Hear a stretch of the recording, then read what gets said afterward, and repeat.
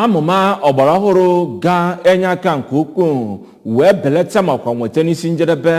etu ụlọ ọrụ na-ekesa ọkụ bụ EEDC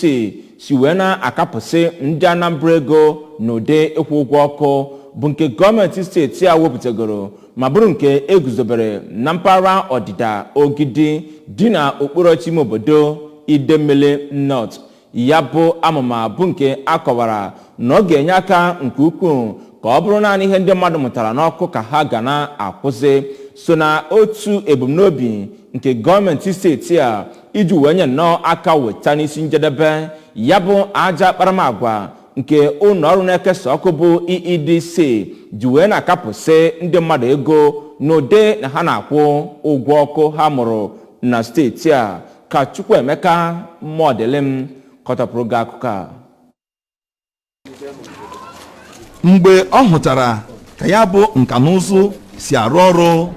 na Ogidi, kọmishọna na-ahụ maka ọkụ eletrik na steeti a bụ Maazị Julius Chukwuemeka kọwara na ọ gbasoro ebumnobi aka na-achị steeti a bụ ọkammụta Chukwuma Soludo nwere gbasara ọkụ eletrik n'obodo a iji hụ na ndị mmadụ na ha ga na-akwụ sọsọ ụgwọ ọkụ ha mụrụ ma kwụsị ndị mmadụ ị na-akwụ ụgwọ ọkụ ha na-amụghị.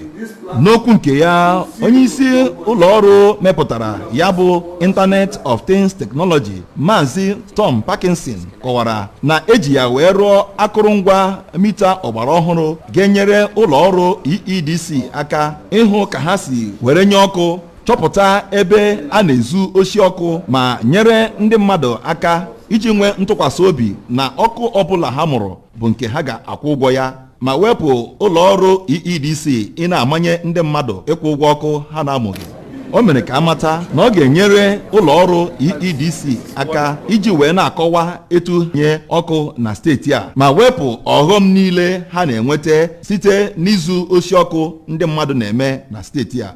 N'okwu nke ya, onye isi ụlọ ọrụ Ụkpaka Energy Nigeria Limited bụ ọkammụta Frank Okafọ kọwara na ya bụ akụrụngwa mita ọhụrụ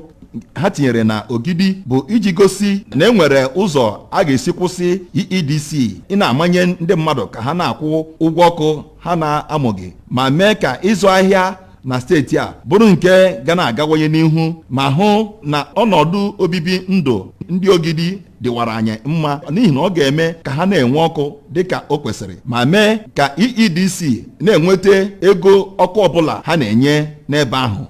N'okwu nke ya, onye isi ọdịda village nke dị na Ogidi bụ Pastọ Josiah Ejiofor kọwara na ya bụ akụrụngwa ọgbara ọhụrụ emeela ka ha na-enwe ọkụ mgbe ọbụla ma wepụkwazịa ha nwa ị na-akwụ ụgwọ ọkụ ha na-amụghị ma kelee ụlọọrụ Stimaco ya na Ụkpaka Energy Nigeria Limited maka ezigbo amụma ha wetara iji nyere ha aka. Site n'Ogidi, abụ m Chukwuemeka Modelim.